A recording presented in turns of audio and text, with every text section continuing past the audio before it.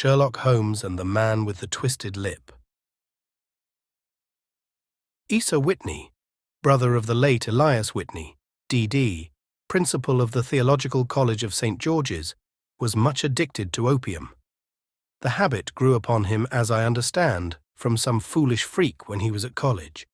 For having read De Quincey's description of his dreams and sensations, he had drenched his tobacco with laudanum in an attempt to produce the same effects. He found, as so many more have done, that the practice is easier to attain than to get rid of, and for many years he continued to be a slave to the drug, an object of mingled horror and pity to his friends and relatives. I can see him now, with yellow, pasty face, drooping lids, and pinpoint pupils, all huddled in a chair, the wreck and ruin of a noble man. One night, it was in June '89, there came a ring to my bell, about the hour when a man gives his first yawn and glances at the clock. I sat up in my chair, and my wife laid her needlework down in her lap and made a little face of disappointment. "A patient," said she. "You'll have to go out." I groaned, for I was newly come back from a weary day. We heard the door open, a few hurried words, and then quick steps upon the linoleum.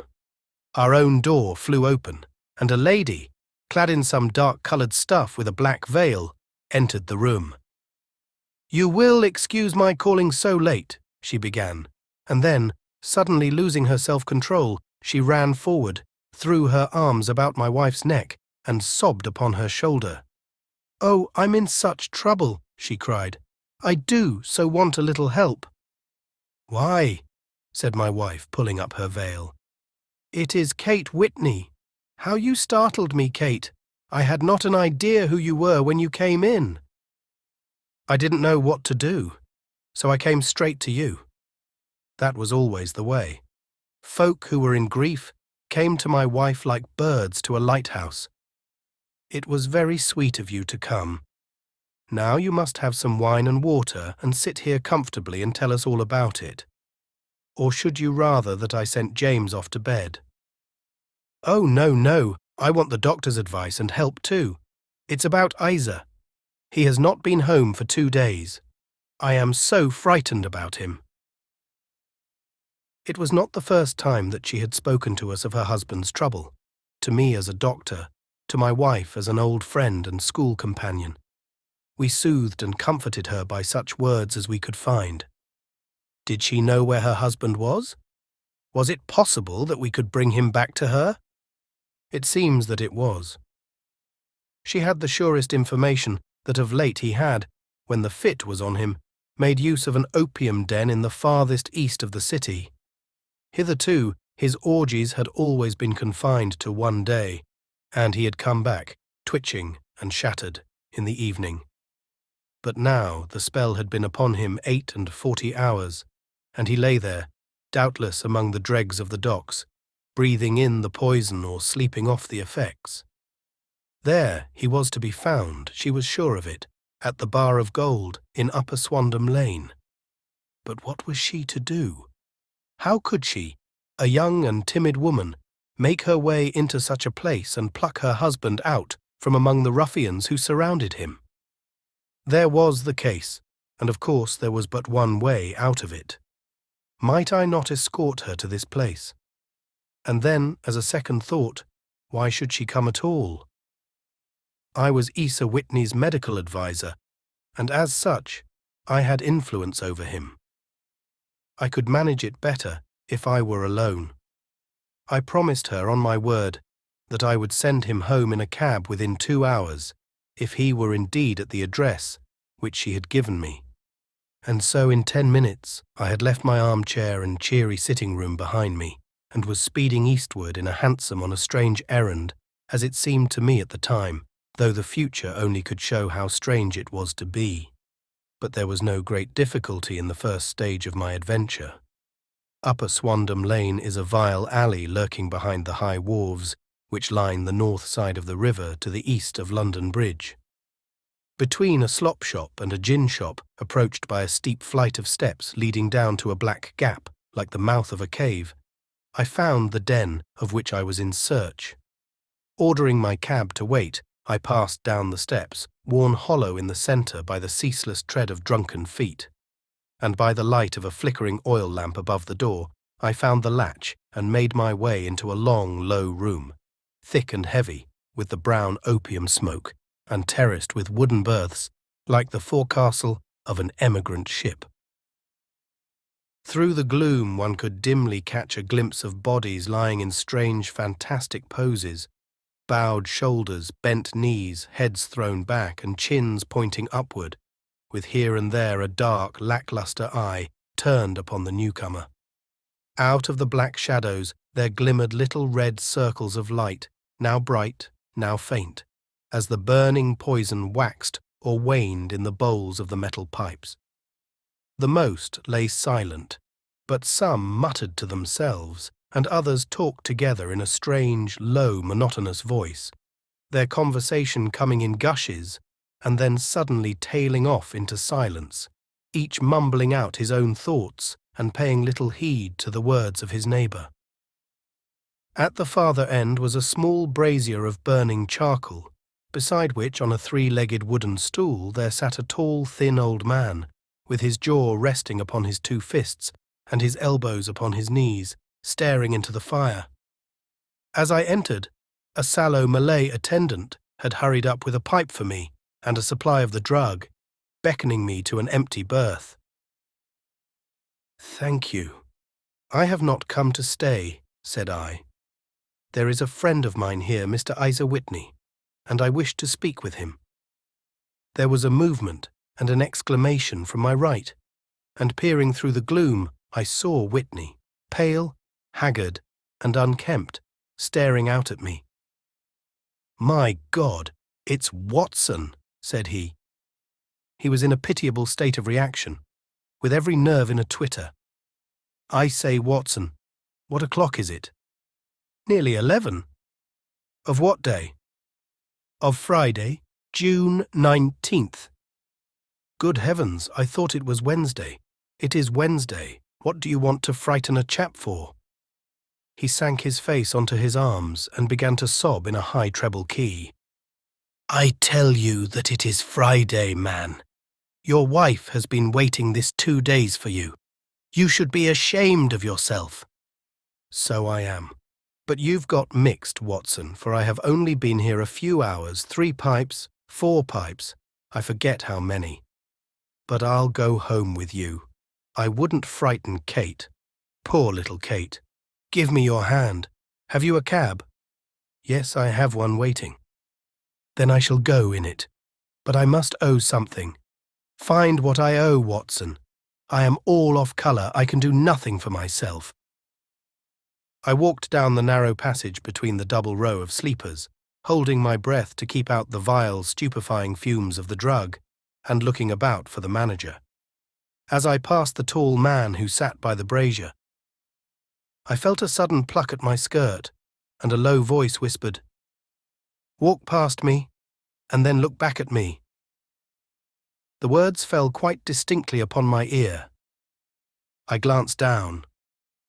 They could only have come from the old man at my side, and yet he sat now as absorbed as ever, very thin, very wrinkled, bent with age, an opium pipe dangling down from between his knees as though it had dropped in sheer lassitude from his fingers.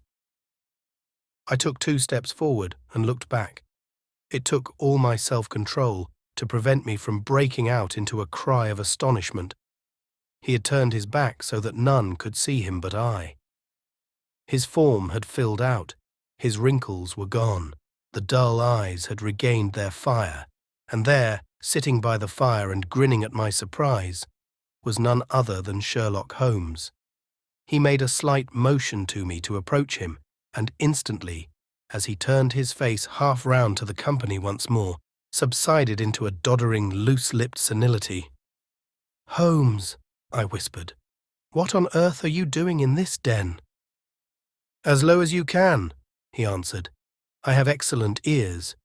If you would have the great kindness to get rid of that sottish friend of yours, I should be exceedingly glad to have a little talk with you." I have a cab outside. Then pray send him home in it. You may safely trust him, for he appears to be too limp to get into any mischief. I should recommend you also to send a note by the cabman to your wife to say that you have thrown in your lot with me. If you will wait outside, I shall be with you in 5 minutes. It was difficult to refuse any of Sherlock Holmes's requests, for they were always so exceedingly definite and put forward with such a quiet air of mastery. I felt, however, that when Whitney was once confined in the cab, my mission was practically accomplished, and for the rest, I could not wish anything better than to be associated with my friend in one of those singular adventures which were the normal condition of his existence. In a few minutes, I had written my note, paid Whitney's bill, led him out to the cab, and seen him driven through the darkness. In a very short time, a decrepit figure had emerged from the opium den, and I was walking down the street with Sherlock Holmes. For 2 streets he shuffled along with a bent back and an uncertain foot. Then, glancing quickly round, he straightened himself out and burst into a hearty fit of laughter. "I suppose, Watson," said he, "that you imagine that I have added opium smoking to cocaine injections and all the other little weaknesses on which you have favoured me with your medical views. I was certainly surprised to find you there, but not more so than I to find you. I came to find a friend, and I to find an enemy." "An enemy?" "Yes, one of my natural enemies, or shall I say my natural prey. Briefly, Watson, I am in the midst of a very remarkable inquiry, and I have hoped to find a clue in the incoherent ramblings of these sots, as I have done before now.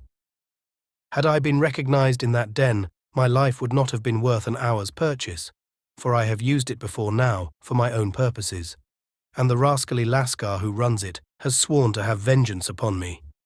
There is a trapdoor at the back of that building, near the corner of Paul's Wharf, which could tell some strange tales of what has passed through it upon the moonless nights." "What, you do not mean bodies?" "Aye, bodies, Watson. We should be rich men if we had £1,000 for every poor devil who has been done to death in that den. It is the vilest murder trap on the whole riverside, and I fear that Neville St. Clair has entered it never to leave it more. But our trap should be here." He put his 2 forefingers between his teeth and whistled shrilly, a signal which was answered by a similar whistle from the distance, followed shortly by the rattle of wheels and the clink of horses' hoofs.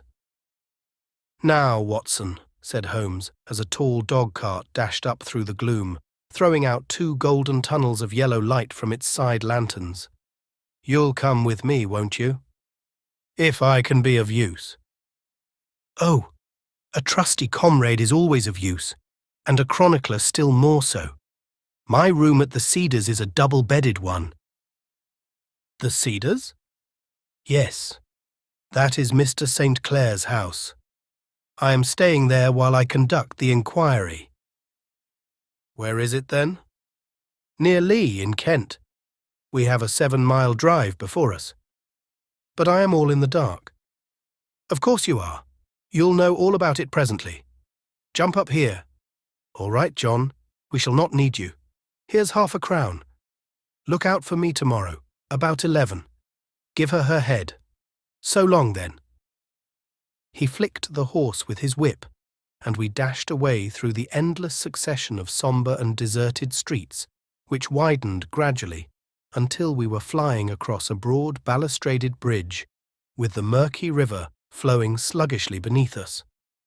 Beyond lay another dull wilderness of bricks and mortar, its silence broken only by the heavy, regular footfall of the policeman or the songs and shouts of some belated party of revellers.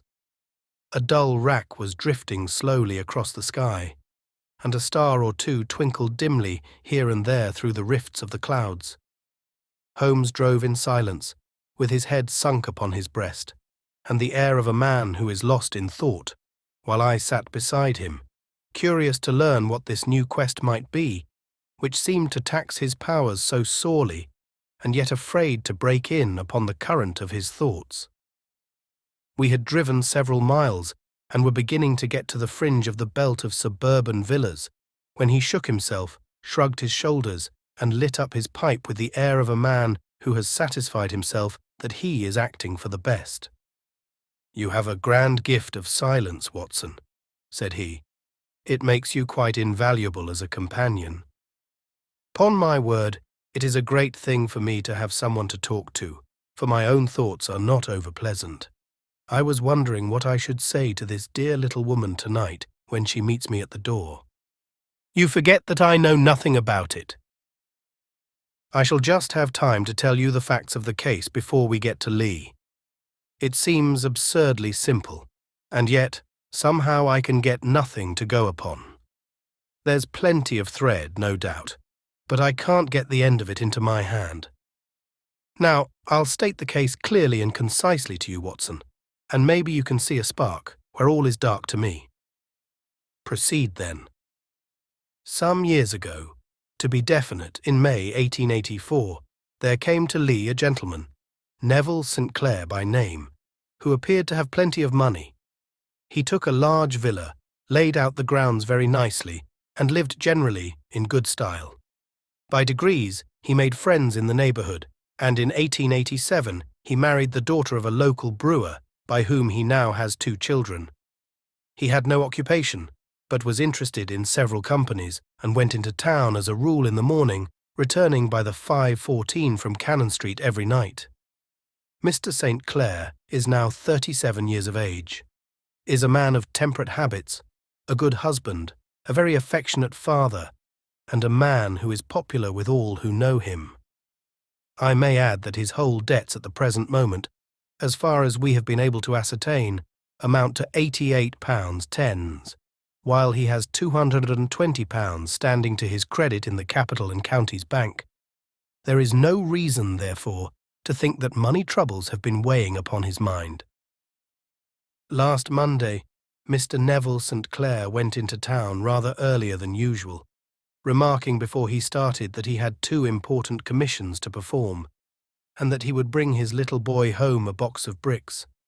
Now, by the merest chance, his wife received a telegram upon this same Monday, very shortly after his departure, to the effect that a small parcel of considerable value, which she had been expecting, was waiting for her at the offices of the Aberdeen Shipping Company.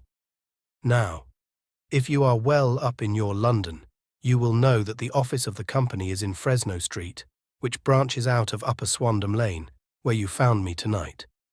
Mrs. St. Clair had her lunch, started for the city, did some shopping, proceeded to the company's office, got her packet, and found herself at exactly 4:35, walking through Swandam Lane on her way back to the station. Have you followed me so far? It is very clear. If you remember, Monday was an exceedingly hot day, and Mrs. St. Clair walked slowly, glancing about in the hope of seeing a cab, as she did not like the neighbourhood in which she found herself. While she was walking in this way down Swandam Lane, she suddenly heard an ejaculation or cry, and was struck cold to see her husband looking down at her and, as it seemed to her, beckoning to her from a second-floor window. The window was open, and she distinctly saw his face, which she describes as being terribly agitated. He waved his hands frantically to her, and then vanished from the window so suddenly that it seemed to her that he had been plucked back by some irresistible force from behind. One singular point which struck her quick feminine eye was that, although he wore some dark coat, such as he had started to town in, he had on neither collar nor necktie. Convinced that something was amiss with him, she rushed down the steps, for the house was none other than the opium den in which you found me tonight, and running through the front room she attempted to ascend the stairs which led to the first floor. At the foot of the stairs, however, she met this Lascar scoundrel of whom I have spoken, who thrust her back and, aided by a Dane who acts as assistant there, pushed her out into the street. Filled with the most maddening doubts and fears, she rushed down the lane and, by rare good fortune, met in Fresno Street a number of constables with an inspector, all on their way to their beat. The inspector and 2 men accompanied her back, and in spite of the continued resistance of the proprietor, They made their way to the room in which Mr. St. Clair had last been seen. There was no sign of him there. In fact, in the whole of that floor, there was no one to be found save a crippled wretch of hideous aspect who, it seems, made his home there. Both he and the Lascar stoutly swore that no one else had been in the front room during the afternoon. So determined was their denial that the inspector was staggered and had almost come to believe that Mrs. St. Clair had been deluded when, with a cry, she sprang at a small deal box which lay upon the table and tore the lid from it. Out there fell a cascade of children's bricks. It was the toy which he had promised to bring home. This discovery, and the evident confusion which the cripple showed, made the inspector realize that the matter was serious. The rooms were carefully examined, and results all pointed to an abominable crime. The front room was plainly furnished as a sitting room and led into a small bedroom which looked out upon the back of one of the wharves. Between the wharf and the bedroom window is a narrow strip, which is dry at low tide but is covered at high tide with at least 4.5 feet of water. The bedroom window was a broad one and opened from below. On examination, traces of blood were to be seen upon the window sill, and several scattered drops were visible upon the wooden floor of the bedroom. Thrust away behind a curtain in the front room were all the clothes of Mr. Neville St. Clair, with the exception of his coat, his boots, his socks, his hat, and his watch. All were there. There were no signs of violence upon any of these garments, and there were no other traces of Mr. Neville St. Clair. Out of the window he must apparently have gone, for no other exit could be discovered, and the ominous blood stains upon the sill gave little promise that he could save himself by swimming, for the tide was at its very highest at the moment of the tragedy. And now as to the villains who seemed to be immediately implicated in the matter. The Lascar was known to be a man of the vilest antecedents, but as, by Mrs. St. Clair's story, he was known to have been at the foot of the stair within a very few seconds of her husband's appearance at the window, he could hardly have been more than an accessory to the crime. His defence was one of absolute ignorance, and he protested that he had no knowledge as to the doings of Hugh Boone, his lodger, and that he could not account in any way for the presence of the missing gentleman's clothes. So much for the Lascar manager. Now for the sinister cripple who lives upon the second floor of the opium den, and who was certainly the last human being whose eyes rested upon Neville St. Clair. His name is Hugh Boone, and his hideous face is one which is familiar to every man who goes much to the city. He is a professional beggar, though in order to avoid the police regulations, he pretends to a small trade in wax vestas. Some little distance down Threadneedle Street, upon the left-hand side, there is, as you may have remarked, a small angle in the wall. Here it is that this creature takes his daily seat, cross-legged with his tiny stock of matches on his lap, and as he is a piteous spectacle, a small rain of charity descends into the greasy leather cap which lies upon the pavement beside him. I have watched the fellow more than once before ever I thought of making his professional acquaintance, and I have been surprised at the harvest which he has reaped in a short time. His appearance, you see, is so remarkable that no one can pass him without observing him. A shock of orange hair, a pale face disfigured by a horrible scar, which, by its contraction, has turned up the outer edge of his upper lip, a bulldog chin, and a pair of very penetrating dark eyes, which present a singular contrast to the colour of his hair, all mark him out from amid the common crowd of mendicants. And so, too, does his wit, for he is ever ready with a reply to any piece of chaff which may be thrown at him by the passers-by. This is the man whom we now learn to have been the lodger at the opium den, and to have been the last man to see the gentleman of whom we are in quest. "But a cripple," said I. "What could he have done single-handed against a man in the prime of life?" "He is a cripple in the sense that he walks with a limp, but in other respects he appears to be a powerful and well-nurtured man. Surely your medical experience would tell you, Watson, that weakness in one limb is often compensated for by exceptional strength in the others. Pray continue your narrative. Mrs. St. Clair had fainted at the sight of the blood upon the window, and she was escorted home in a cab by the police, as her presence could be of no help to them in their investigations. Inspector Barton, who had charge of the case, made a very careful examination of the premises, but without finding anything which threw any light upon the matter. One mistake had been made in not arresting Boone instantly, as he was allowed some few minutes during which he might have communicated with his friend the Lascar. But this fault was soon remedied, and he was seized and searched, without anything being found which could incriminate him. There were, it is true, some bloodstains upon his right shirt sleeve, but he pointed to his ring finger, which had been cut near the nail, and explained that the bleeding came from there, adding that he had been to the window not long before, and that the stains which had been observed there came doubtless from the same source. He denied strenuously having ever seen Mr. Neville St. Clair, and swore that the presence of the clothes in his room was as much a mystery to him as to the police. As to Mrs. St. Clair's assertion that she had actually seen her husband at the window, he declared that she must have been either mad or dreaming. He was removed, loudly protesting, to the police station, while the inspector remained upon the premises in the hope that the ebbing tide might afford some fresh clue. And it did, though they hardly found upon the mudbank what they had feared to find. It was Neville St. Clair's coat, and not Neville St. Clair, which lay uncovered as the tide receded. And what do you think they found in the pockets?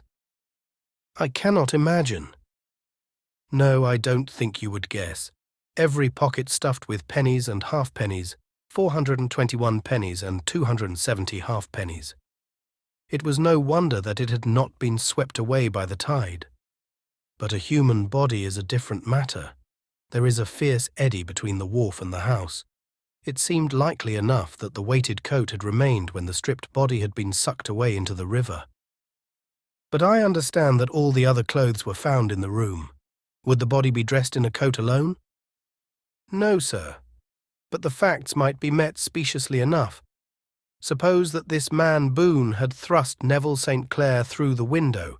There is no human eye which could have seen the deed. What would he do then? It would, of course, instantly strike him that he must get rid of the telltale garments. He would seize the coat, then, and be in the act of throwing it out, when it would occur to him that it would swim and not sink. He has little time, for he has heard the scuffle downstairs when the wife tried to force her way up, and perhaps he has already heard from his Lascar confederate that the police are hurrying up the street. There is not an instant to be lost. He rushes to some secret hoard where he has accumulated the fruits of his beggary, and he stuffs all the coins upon which he can lay his hands into the pockets to make sure of the coat's sinking. He throws it out, and would have done the same with the other garments had not he heard the rush of steps below and only just had time to close the window when the police appeared. It certainly sounds feasible. Well, we will take it as a working hypothesis for want of a better. Boone, as I have told you, was arrested and taken to the station, but it could not be shown that there had ever before been anything against him. He had for years been known as a professional beggar, but his life appeared to have been a very quiet and innocent one. There the matter stands at present, and the questions which have to be solved, what Neville St. Clair was doing in the opium den, what happened to him when there, where is he now, and what Hugh Boone had to do with his disappearance, are all as far from a solution as ever. I confess that I cannot recall any case within my experience which looked at the first glance so simple and yet which presented such difficulties. While Sherlock Holmes had been detailing this singular series of events, we had been whirling through the outskirts of the great town until the last straggling houses had been left behind, and we rattled along with a country hedge upon either side of us. Just as he finished, however, we drove through 2 scattered villages, where a few lights still glimmered in the windows. "We are on the outskirts of Lee," said my companion. We have touched on 3 English counties in our short drive, starting in Middlesex, passing over an angle of Surrey, and ending in Kent. See that light among the trees? That is the Cedars, and beside that lamp sits a woman whose anxious ears have already, I have little doubt, caught the clink of our horses' feet. But why are you not conducting the case from Baker Street? I asked. Because there are many inquiries which must be made out here. Mrs. St. Clair has most kindly put 2 rooms at my disposal, and you may rest assured that she will have nothing but a welcome for my friend and colleague. I hate to meet her, Watson, when I have no news of her husband. Here we are. Whoa, there, whoa! We had pulled up in front of a large villa which stood within its own grounds. A stable boy had run out to the horse's head, and springing down, I followed Holmes up the small, winding gravel drive which led to the house. As we approached, the door flew open, and a little blonde woman stood in the opening, clad in some sort of light mousseline de soie, with a touch of fluffy pink chiffon at her neck and wrists. She stood with her figure outlined against the flood of light, one hand upon the door, one half raised in her eagerness, her body slightly bent, her head and face protruded, with eager eyes and parted lips, a standing question. "Well," she cried, "well?" And then, seeing that there were 2 of us, she gave a cry of hope, which sank into a groan as she saw that my companion shook his head and shrugged his shoulders.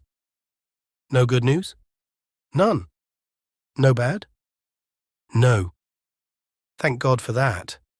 But come in. You must be weary, for you have had a long day. This is my friend, Dr. Watson. He has been of most vital use to me in several of my cases, and a lucky chance has made it possible for me to bring him out and associate him with this investigation." "I am delighted to see you," said she, pressing my hand warmly. "You will, I am sure, forgive anything that may be wanting in our arrangements when you consider the blow which has come so suddenly upon us." "My dear madam," said I am an old campaigner, and if I were not, I can very well see that no apology is needed. If I can be of any assistance, either to you or to my friend here, I shall be indeed happy." "Now, Mr. Sherlock Holmes," said the lady as we entered a well-lit dining-room, upon the table of which a cold supper had been laid out, "I should very much like to ask you 1 or 2 plain questions, to which I beg that you will give a plain answer." "Certainly, madam." "Do not trouble about my feelings. I am not hysterical, nor given to fainting. I simply wish to hear your real opinion." "Upon what point?" "In your heart of hearts, do you think that Neville is alive?" Sherlock Holmes seemed to be embarrassed by the question. "Frankly now," she repeated, standing upon the rug and looking keenly down at him as he leaned back in a basket chair. "Frankly then, madam, I do not." "You think that he is dead?" "I do." "Murdered?" "I don't say that. Perhaps." "And on what day did he meet his death?" "On Monday." "Then perhaps, Mr. Holmes, you will be good enough to explain how it is that I have received a letter from him today." Sherlock Holmes sprang out of his chair as if he had been galvanized. "What?" he roared. "Yes, today." She stood smiling, holding up a little slip of paper in the air. "May I see it?" "Certainly." He snatched it from her in his eagerness, and smoothing it out upon the table, he drew over the lamp and examined it intently. I had left my chair and was gazing at it over his shoulder.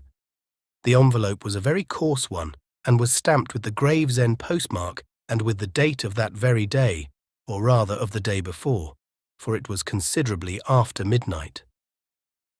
"Coarse writing," murmured Holmes. "Surely this is not your husband's writing, madam?" "No, but the enclosure is. I perceive also that whoever addressed the envelope had to go and inquire as to the address."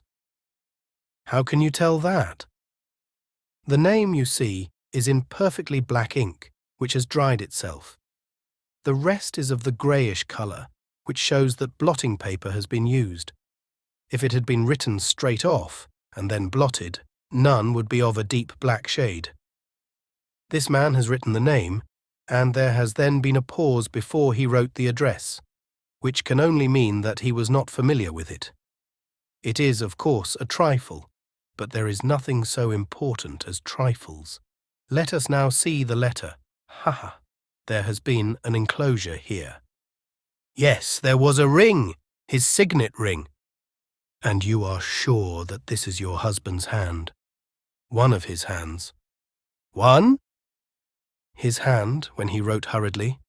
It is very unlike his usual writing, and yet I know it well. Dearest, do not be frightened. All will come well. There is a huge error, which it may take some little time to rectify. Wait in patience. Neville.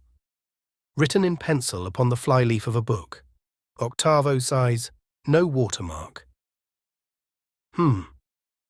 Posted today in Gravesend by a man with a dirty thumb.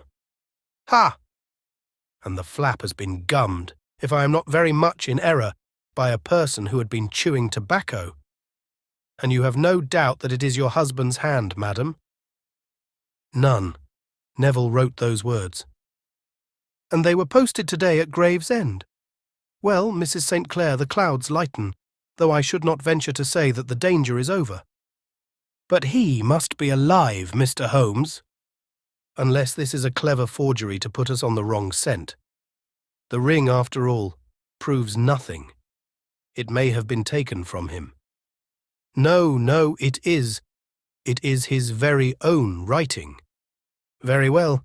It may, however, have been written on Monday and only posted today. That is possible. If so, much may have happened between. Oh, you must not discourage me, Mr. Holmes. I know that all is well with him. There is so keen a sympathy between us that I should know if evil came upon him. On the very day that I saw him last, he cut himself in the bedroom, and yet I in the dining-room rushed upstairs instantly with the utmost certainty that something had happened. Do you think that I would respond to such a trifle and yet be ignorant of his death? I have seen too much not to know that the impression of a woman may be more valuable than the conclusion of an analytical reasoner. And in this letter, you certainly have a very strong piece of evidence to corroborate your view. But if your husband is alive and able to write letters, why should he remain away from you? I cannot imagine. It is unthinkable. And on Monday he made no remarks before leaving you? No. And you were surprised to see him in Swandam Lane? Very much so. Was the window open? Yes. Then he might have called to you? He might. He only, as I understand, gave an inarticulate cry. Yes. A call for help, you thought? Yes. He waved his hands. But it might have been a cry of surprise. Astonishment at the unexpected sight of you might cause him to throw up his hands. It is possible. And you thought he was pulled back. He disappeared so suddenly. He might have leaped back. You did not see anyone else in the room. No, but this horrible man confessed to having been there, and the Lascar was at the foot of the stairs. Quite so. Your husband, as far as you could see, had his ordinary clothes on, but without his collar or tie. I distinctly saw his bare throat. Had he ever spoken of Swandam Lane? Never. Had he ever showed any signs of having taken opium? Never. Thank you, Mrs. St. Clair. Those are the principal points about which I wish to be absolutely clear. We shall now have a little supper and then retire, for we may have a very busy day tomorrow. A large and comfortable double-bedded room had been placed at our disposal, and I was quickly between the sheets, for I was weary after my night of adventure. Sherlock Holmes was a man, however, who, when he had an unsolved problem upon his mind, would go for days, and even for a week, without rest, turning it over, rearranging his facts, looking at it from every point of view until he had either fathomed it or convinced himself that his data were insufficient.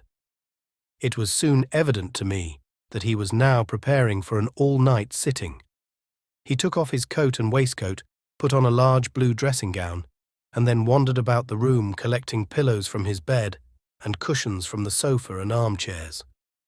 With these he constructed a sort of Eastern divan, upon which he perched himself cross-legged, with an ounce of shag tobacco and a box of matches laid out in front of him. In the dim light of the lamp I saw him sitting there, an old briar pipe between his lips, his eyes fixed vacantly upon the corner of the ceiling, the blue smoke curling up from him, silent, motionless, with the light shining upon his strong-set aquiline features. So he sat as I dropped off to sleep, and so he sat when a sudden ejaculation caused me to wake up, and I found the summer sun shining into the apartment. The pipe was still between his lips, the smoke still curled upward, and the room was full of a dense tobacco haze. But nothing remained of the heap of shag which I had seen upon the previous night. "Awake, Watson?" he asked. "Yes." "Game for a morning drive?" "Certainly." "Then dress. No one is stirring yet, but I know where the stable boy sleeps, and we shall soon have the trap out." He chuckled to himself as he spoke. His eyes twinkled, and he seemed a different man to the sombre thinker of the previous night. As I dressed, I glanced at my watch. It was no wonder that no one was stirring. It was 25 minutes past 4. I had hardly finished when Holmes returned with the news that the boy was putting in the horse. "I want to test a little theory of mine," said he, pulling on his boots. "I think, Watson, that you are now standing in the presence of one of the most absolute fools in Europe. I deserve to be kicked from here to Charing Cross, but I think I have the key of the affair now." "And where is it?" I asked, smiling. "In the bathroom," he answered. "Oh, yes, I am not joking," he continued, seeing my look of incredulity. "I have just been there, and I have taken it out, and I have got it in this Gladstone bag. Come on, my boy, and we shall see whether it will not fit the lock." We made our way downstairs as quietly as possible, and out into the bright morning sunshine. In the road stood our horse and trap, with the half-clad stable boy waiting at the head. We both sprang in, and away we dashed down the London road. A few country carts were stirring, bearing in vegetables to the metropolis, but the lines of villas on either side were as silent and lifeless as some city in a dream. "It has been in some points a singular case," said Holmes, flicking the horse on into a gallop. "I confess that I have been as blind as a mole, but it is better to learn wisdom late than never to learn it at all." In town the earliest risers were just beginning to look sleepily from their windows as we drove through the streets of the Surrey side. Passing down the Waterloo Bridge Road, we crossed over the river, and dashing up Wellington Street wheeled sharply to the right and found ourselves in Bow Street. Sherlock Holmes was well known to the force, and the two constables at the door saluted him. One of them held the horse's head, while the other led us in. "Who is on duty?" asked Holmes. "Inspector Bradstreet, sir." "Ah, Bradstreet, how are you?" A tall, stout official had come down the stone-flagged passage, in a peaked cap and frogged jacket. "I wish to have a quiet word with you, Bradstreet." "Certainly, Mr. Holmes. Step into my room here." It was a small office-like room, with a huge ledger upon the table, and a telephone projecting from the wall. The inspector sat down at his desk. "What can I do for you, Mr. Holmes?" "I called about that beggar man, Boone, the one who was charged with being concerned in the disappearance of Mr. Neville St. Clair of Lee." "Yes, he was brought up and remanded for further inquiries." "So I heard. You have him here?" "In the cells." "Is he quiet?" "Oh, he gives no trouble, but he is a dirty scoundrel." "Dirty?" Yes, it is all we can do to make him wash his hands, and his face is as black as a tinker's. Well, when once his case has been settled, he will have a regular prison bath, and I think, if you saw him, you would agree with me that he needed it. I should like to see him very much. Would you? That is easily done. Come this way. You can leave your bag. No, I think that I'll take it. Very good. Come this way, if you please. He led us down a passage, opened a barred door, passed down a winding stair, and brought us to a whitewashed corridor with a line of doors on each side. The third on the right is his, said the inspector. Here it is. He quietly shot back a panel in the upper part of the door and glanced through. He is asleep, said he. You can see him very well. We both put our eyes to the grating. The prisoner lay with his face towards us, in a very deep sleep, breathing slowly and heavily. He was a middle-sized man, coarsely clad as became his calling, with a coloured shirt protruding through the rent in his tattered coat. He was, as the inspector had said, extremely dirty, but the grime which covered his face could not conceal its repulsive ugliness. A broad wheal from an old scar ran right across it from eye to chin, and by its contraction had turned up one side of the upper lip, so that 3 teeth were exposed in a perpetual snarl. A shock of very bright red hair grew low over his eyes and forehead. "He's a beauty, isn't he?" said the inspector. "He certainly needs a wash," remarked Holmes. "I had an idea that he might, and I took the liberty of bringing the tools with me." He opened the Gladstone bag as he spoke, and took out, to my astonishment, a very large bath sponge. He! You are a funny one," chuckled the inspector. "Now, if you will have the great goodness to open that door very quietly, we will soon make him cut a much more respectable figure." "Well, I don't know why not," said the inspector. "He doesn't look a credit to the Bow Street cells, does he?" He slipped his key into the lock, and we all very quietly entered the cell. The sleeper half turned, and then settled down once more into a deep slumber. Holmes stooped to the water jug, moistened his sponge, and then rubbed it twice vigorously across and down the prisoner's face. "Let me introduce you," he shouted, "to Mr. Neville St. Clair of Lee in the county of Kent." Never in my life have I seen such a sight. The man's face peeled off under the sponge like the bark from a tree. Gone was the coarse brown tint. Gone, too, was the horrid scar which had seamed it across, and the twisted lip which had given the repulsive sneer to the face. A twitch brought away the tangled red hair, and there, sitting up in his bed, was a pale, sad-faced, refined-looking man, black-haired and smooth-skinned, rubbing his eyes and staring about him with sleepy bewilderment. Then, suddenly realizing the exposure, he broke into a scream and threw himself down with his face to the pillow. "Great heavens!" cried the inspector. "It is, indeed, the missing man. I know him from the photograph." The prisoner turned with the reckless air of a man who abandons himself to his destiny. "Be it so," said he. "And pray, what am I charged with?" "With making away with Mr. Neville St. Oh, come, you can't be charged with that, unless they make a case of attempted suicide of it," said the inspector with a grin. "Well, I have been 27 years in the force, but this really takes the cake. If I am Mr. Neville St. Clair, then it is obvious that no crime has been committed, and that, therefore, I am illegally detained." "No crime, but a very great error has been committed," said Holmes.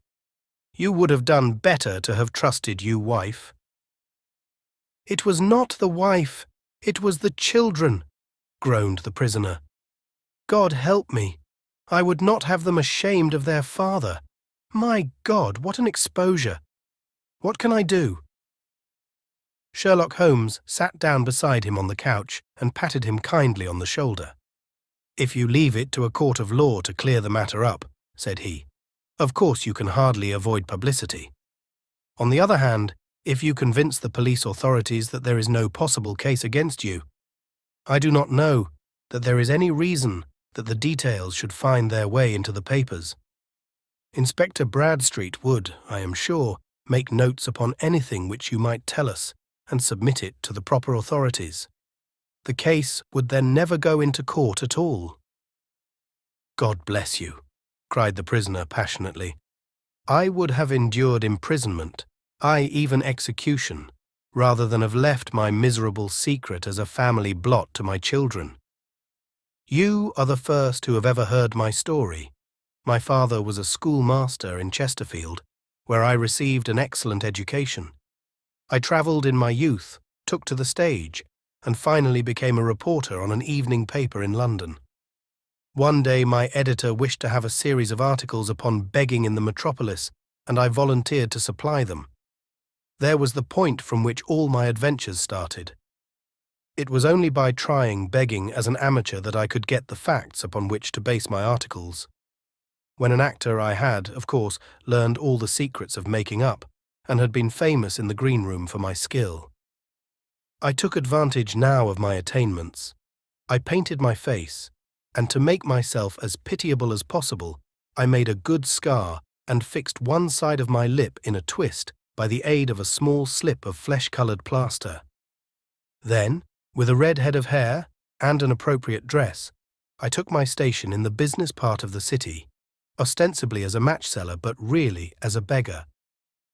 For 7 hours I plied my trade, and when I returned home in the evening, I found to my surprise that I had received no less than 26 for D. I wrote my articles and thought little more of the matter until some time later I backed a bill for a friend and had a writ served upon me for £25. I was at my wit's end where to get the money, but a sudden idea came to me. I begged a fortnight's grace from the creditor, asked for a holiday from my employers, and spent the time in begging in the city under my disguise. In 10 days I had the money and had paid the debt. Well, you can imagine how hard it was to settle down to arduous work at £2 a week, when I knew that I could earn as much in a day by smearing my face with a little paint, laying my cap on the ground, and sitting still. It was a long fight between my pride and the money, but the dollars won at last, and I threw up reporting and sat day after day in the corner which I had first chosen, inspiring pity by my ghastly face and filling my pockets with coppers. Only one man knew my secret. He was the keeper of a low den in which I used to lodge in Swandam Lane, where I could every morning emerge as a squalid beggar, and in the evenings transform myself into a well-dressed man about town.